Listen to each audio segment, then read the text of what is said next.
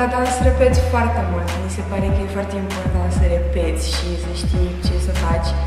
Și pentru că repetiția îți dă și foarte multă experiență și atunci când trebuie să faci și freestyle, te descurci mult mai bine. Și atunci când ai o coreografie fixă, repetiția te ajută să o perfecționezi și să fie totul foarte ok. Dacă este un dans complicat cu foarte multe mișcări foarte rapide, îl repet de foarte multe ori ca să-mi iasă cum îmi doresc eu. Păi un dans până îmi iese, de exemplu vineri când am avut antrenament la dans, m-am uitat în oglindă și l-am repetat până mi-a plăcut mie cum arată și cum credeam eu că așa trebuie să arate dansul respectiv.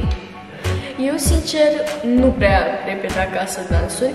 Cât de greu ar fi, simt că cel mai bine înțeleg la oră și atunci când sunt la oră am și pe Ina și poate să mă ajute. Atunci când sunt acasă, probabil mi-e mai greu. Cred că am mai încercat. Acum depinde și de dans. Dacă e mai greu, e clar, trebuie să îl fac la oră.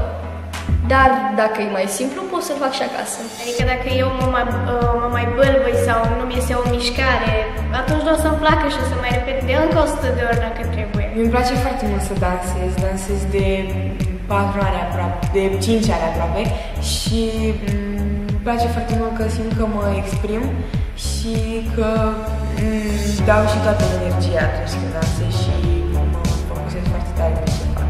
Păi, la club îmi ia cam jumătate de oră sau o oră și mai repet și acasă și nu mă las până nu știu fiecare mișcare cum trebuie.